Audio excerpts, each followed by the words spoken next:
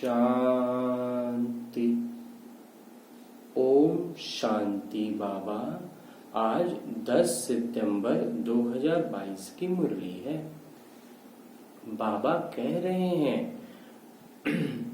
मीठे बच्चे आपस में मिलकर इस कलयुगी दुनिया से दुख का छप्पर को उठाना है। बाबा को याद करने का पुण्य करना है। प्रश्न है कि ज्ञान की अविनाशी प्रारब्ध होते हुए भी कई बच्चों के पुण्य का खाता जमा होने के बजाय खत्म क्यों हो जाता है? उत्तर दे रहे हैं बाबा, क्योंकि पुण्य करते करते बीच में पाप कर लेते हैं। ज्ञानी तू आत्मा कहलाते हुए संग दोष में जाकर कोई पाप किया तो उस पाप के कारण किए हुए पुण्य खत्म हो जाते हैं। और दूसरा है कि बाबा का बनकर काम विकार की चोट खाई, बाबा का हाथ छोड़ा तो वह पहले से भी अधिक पाप आत्मा बन जाते हैं। उसे कुल कलंकित कहा जाता है। वह बहुत कड़ी सजा के भागी बन जाते हैं। सद्गुरु की निंदा कराने के कारण उन्हें ठौर मिल नहीं सकता। ओम शांति। रूहानी बाबा रूहानी बच्चों के साथ रूह रिहान कर रहे हैं। यह तो आत्मा जानती है कि एक ही हमारे बेहद के पिता हैं। वह तो बच्चे समझ गए हैं। मंजिल है मुक्ति, जीवन मुक्ति की। मुक्ति के लिए याद की यात्रा जरूरी है और जीवन मुक्ति के लिए रचना के आदि मध्य अंत को जानना जरूरी है। अब है दोनों ही सहज। सृष्टि का 84 जन्मों का चक्र फिरता रहता है। यह तुम बच्चों की बुद्धि में रहना चाहिए। अब हमारा 84 जन्मों का चक्र पूरा होता है। अब हमें जाना है वापस घर। अब वापस तो कोई जा नहीं सकते, क्योंकि पाप आत्मा है। पाप आत्माएं मुक्ति, जीवन मुक्ति में जा नहीं सकती। ऐसे ऐसे विचार करने होते हैं। जो करेगा सो पाएगा और खुशी में रहेगा तथा दूसरों को भी खुशी में लाएगा। तुम बच्चों को कृपा व मेहर करनी है, सबको रास्ता बताने की। समझाना है तुम्हारी आत्मा सतो प्रधान से अब तमो प्रधान बन गई है, इसलिए वापस जा नहीं सकती। पुकारते भी हैं कि हे पतित पावन, बच्चे जानते हैं कि अभी पुरुषोत्तम संगम युग है। यह भी किसी को अच्छी रीति याद रहता है और किसी को याद नहीं रहता। घड़ी घड़ी भूल जाते हैं। परंतु तुमको अगर संगम युग याद रहे तो भी खुशी का पारा चढ़ा रहे। बाबा शिक्षक याद रहे तो भी खुशी का पारा चढ़ा रहे। किसी को बड़ा रोला विघ्न बीच में पड़ता है, किसी को थोड़ा पड़ता है। पड़ता तो जरूर है।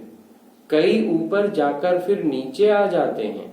कोई की अवस्था अच्छी होती है तो दिल पर चढ़ जाते हैं, फिर नीचे गिरते हैं तो की कमाई चट हो जाती है। जो कमाई की थी वो चट हो जाती है। जैसे दुनिया में कितना दान पुण्य करते हैं इसलिए कि पुण्य आत्मा बने। फिर अगर पुण्य करते करते पाप कर्म करने लग पड़ते हैं तो पाप आत्मा बन पड़ते हैं।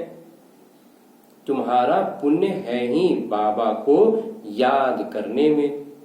याद से ही तुम्हारी आत्मा पुण्य आत्मा बनती है। तो अगर बाबा को ही भूल जाए, दूसरे का संग लग जाए तो बहुत पाप करने से जो कुछ पुण्य किया है वह भी खत्म हो जाता है। समझो आज दान पुण्य करते हैं, सेंटर खोलते हैं, कल फिर बेमुख हो जाते हैं तो पहले से भी ज्यादा गिर जाते हैं, क्योंकि पाप करते हैं ना, तो वह खाता जमा के बदले ना हो जाता है। पहले बहुत अच्छी सेवा करते थे, बात मत पूछो, फिर एकदम गिर जाते हैं। शादी कर लेते हैं, पहले से भी ज्यादा खराब हो जाते हैं। पाप करने से फिर वह पाप का बोझा चढ़ता जाता है। जमा और न की जैसे मुरादी कमाई संभाली जाती है ना, परंतु इन बातों को भी कोई समझने वाले ही समझे। जो कमा चुके कम से कम उसको गंवाए तो नहीं। पाप भी कोई हल्का कोई बड़ा होता है। काम का सबसे कड़ा, क्रोध दूसरा और लोभ उनसे कम, मोह उनसे कम क्रमशः होते हैं। काम की चोट खाने से फायदे के बदले नुकसान हो जाता है, परंतु सतगुरु की निंदा कराई तो ठौर ना पा सके। यह दिल से उतर जाएंगे। बाबा का बनकर बाबा को छोड़ देते हैं, फिर उसके कर्म पर भी होता है कारण क्या? चल ना सका। अक्सर करके काम की चोट ज्यादा लगती है, यही मुख्य दुश्मन है। कब सुना क्रोध की एफिजी जलाई? नहीं, कामी की बनाते हैं। रावण ठहरा ना। बाबा कहते हैं काम पर जीत पाने से जगत जीत बनेंगे। बिल्कुल हरा बैठा है तो जीत के बदले हार हो जाती है। बाबा को बुलाते हैं, हे पतित पावन आओ। काम से बहुत पीड़ित होते हैं, फिर कहते हैं बाबा काला मुंह कर दिया। बाबा कहेंगे तुम तो कुल कलंकित हो। क्रोध व मोह के लिए ऐसा नहीं कहेंगे। सारा मदार है काम पर।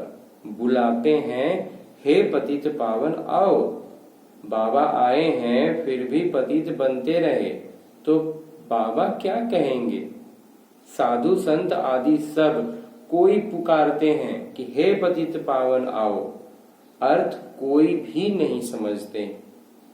कोई मानते हैं कि हाँ आने वाला है जो नई दुनिया स्थापन करेंगे, परंतु समय बहुत लंबा दे देने से घोर अंधियारे में गिर पड़े हैं। ज्ञान और अज्ञान है ना। बाबा समझाते हैं भक्ति में तुम जिसकी पूजा करते हो उसे जानते नहीं तो वह भक्ति किस काम की? न जानने के कारण जो कुछ करते वह निष्फल हो जाता है।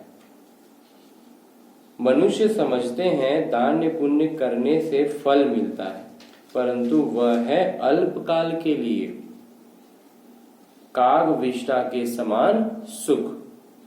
सन्यासी भी कहते हैं यह दुनिया में जो सुख मिलता है वह काग विष्टा समान है, बाकी सब दुख ही दुख है। बाबा कहते हैं मामेकम याद करो तो तुम्हारी सब दुख दूर हो जाएंगे। विचार करो कि हम कितना याद करते हैं। जो पुराना हिसाब किताब खत्म भी हो और नया जमा भी हो, कितना कोई जमा करते हैं। इसमें धन आदि की बात नहीं है। यह तो पता है, यह तो है कि पाप कैसे मिटे। यह तो पता है कि पाप कैसे मिटे। मूल बात है ही पवित्र बनने की। ऐसे भी नहीं समझो कि बाबा को लिख कर देने से कोई जन्म जन्मांतर का खत्म हो जाएगा, खाता खत्म हो जाएगा। पापों का बोझ जन्म जन्मांतर का बहुत है, वह सब नहीं कटते हैं। इस जन्म में जो किए हैं उसकी हल्काई हो जाती है। इस जन्म में जो किए वो थोड़े हल्के हो जाते हैं। बाकी तो मेहनत बहुत करनी पड़े। जितना याद में रहेंगे उतना पापों का बोझा हल्का होता जाएगा। कोई बच्चे बहुत मेहनत करते हैं, लाखों को रास्ता बताते हैं, 84 जन्म का चक्र समझाते हैं, जन्मों के हिसाब को तुम जानते हो।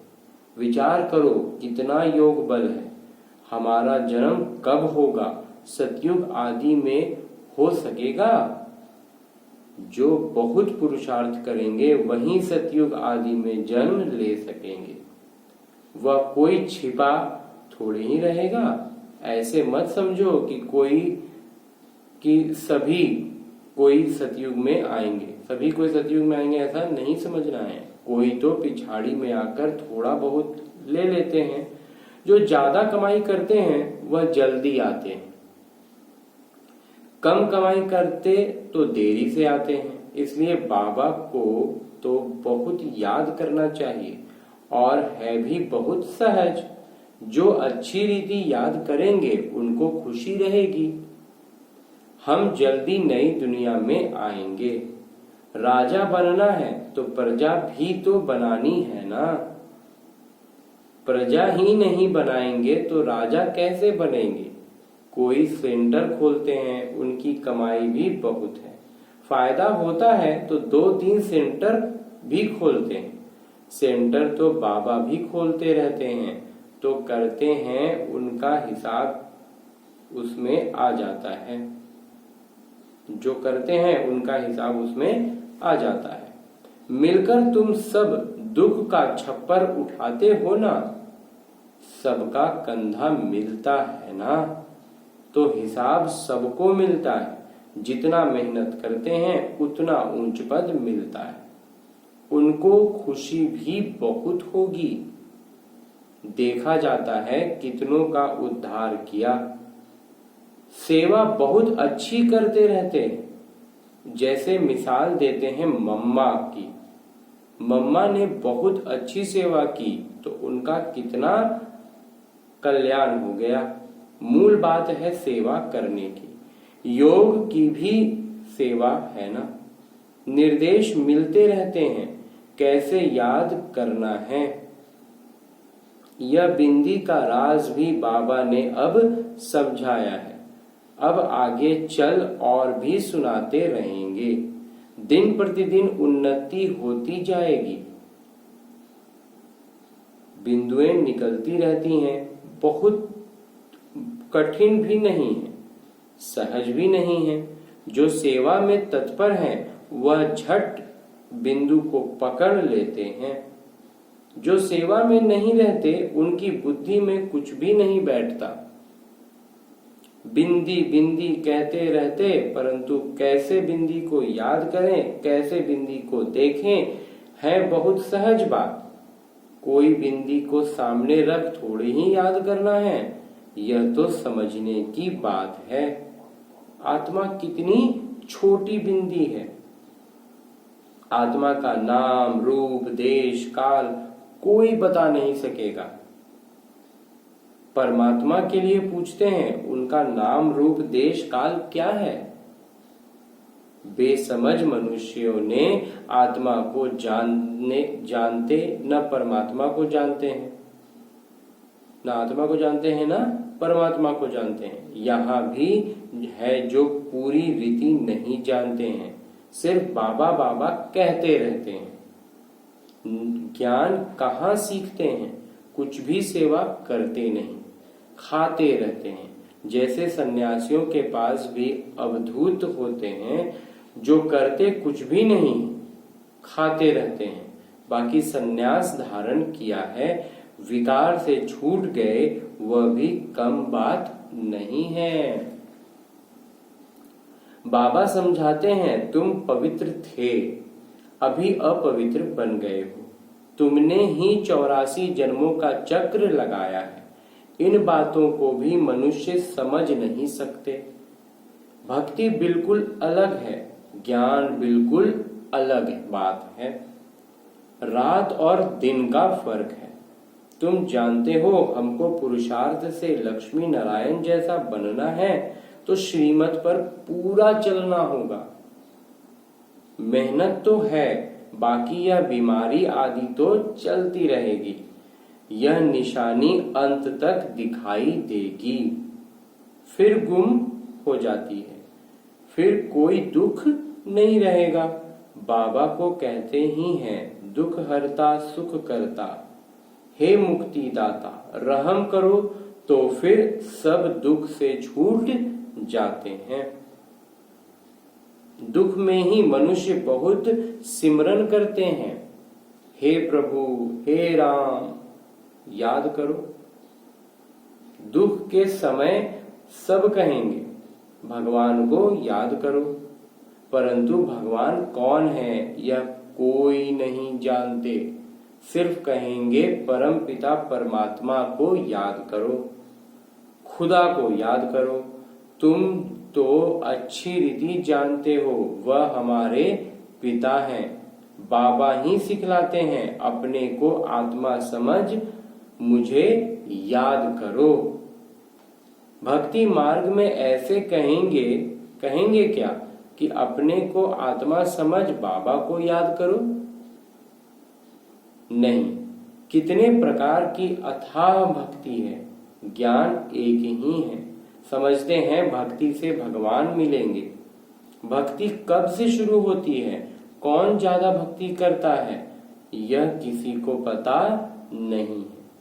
क्या अर्जुन 40,000 वर्ष भक्ति ही करते रहेंगे?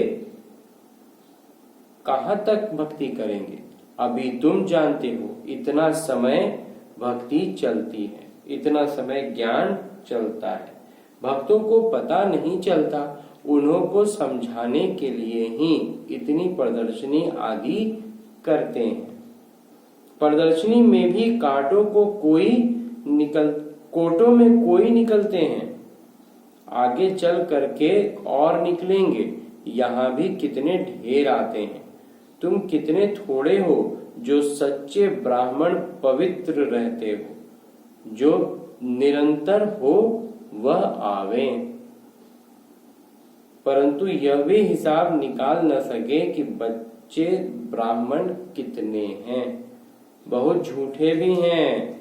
ब्राह्मणों का काम ही है कथा सुनाना। बाबा भी कथा सुनाते रहते हैं ना, तुमको भी कथा सुनानी है। यथा बाबा तथा बच्चे। बच्चों का काम ही है गीता सुनाना, परंतु सब कहाँ सुनाते हैं?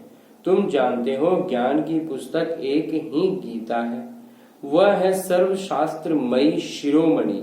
उसमें सब गीता आ गया।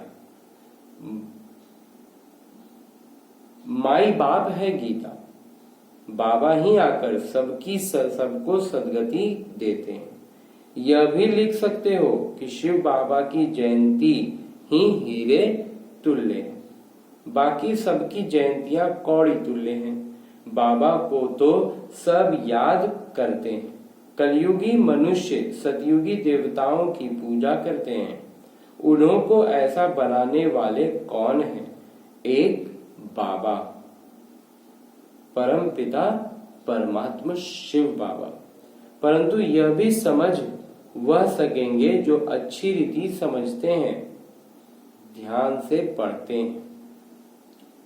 कायदे मुजीब कोई समझाते नहीं,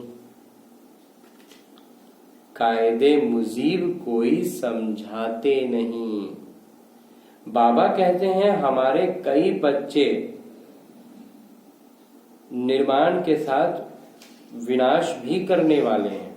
महारथी, घोड़सवार, प्यादे सब है ना, तो प्यादे क्या करेंगे? पढ़े लिखे के आगे भरी ढोएंगे। बाकी जो न भरी ढोएंगे, न पढ़ेंगे, न पढ़ाएंगे, उनको क्या कहेंगे? ऊंट या पंछी? अच्छा, मीठे मीठे सिकिलदे बच्चों प्रति माता पिता बाबा का याद प्यार और आशीर्वाद। रूहानी बाबा की रूहानी बच्चों को नमस्ते। हम रूहानी बच्चों की ओर से रूहानी बाबा को याद प्यार और प्रणाम। धन्यवाद बाबा, धन्यवाद। धारणा के लिए प्रमुख बिंदु हैं कि बाबा बिंदी हैं। इस बात को यथार्थ समझकर बाबा को याद करना है। बिंदी बिंदी कहकर मूंझना नहीं है, सर्विस पर, सेवा पर तत्पर रहना है। और दूसरी बिंदु है कि सच्ची गीता सुननी और सुनानी है। सच्चा ब्राह्मण बनने के लिए पवित्र रहना है। निरंतर पढ़ाई जरूर करनी है। और आज बाबा वरदान दे रहे हैं। बाबा कहते हैं, सदा खुशी की खुराक खाने वाले और खुशी बांटने वाले खुशनसीब बेफिक्र भव। सदा खुशी की खुराक खाने वाले और खुशी बांटने वाले खुशनसीब बेफिक्र भव। ब्राह्मण जीवन की खुराक खुशी है। जो सदा खुशी की खुराक खाने वाले और खुशी बांटने वाले हैं वही खुशनसीब हैं। उनके दिल से यही निकलता है कि मेरे जैसा खुशनसीब और कोई नहीं। भले सागर की लहरें भी डुबोने आ जाएं तो भी फिक्र नहीं, क्योंकि जो योग युक्त है वह सदा ही सुरक्षित है। इसलिए सारे कल्प में इस समय ही आप बेफिक्र जीवन का अनुभव करते हो। सतयुग में भी बेफिक्र होंगे लेकिन ज्ञान नहीं होगा। अच्छा, स्लोगन है, सहज पुरुषार्थी बनना है तो सर्व की दुआओं से स्वयं को भरपूर करो। सहज पुरुषार्थी बनना है तो सर्व की दुआओं से स्वयं को भरपूर करो। ओम शांति बाबा। ओम।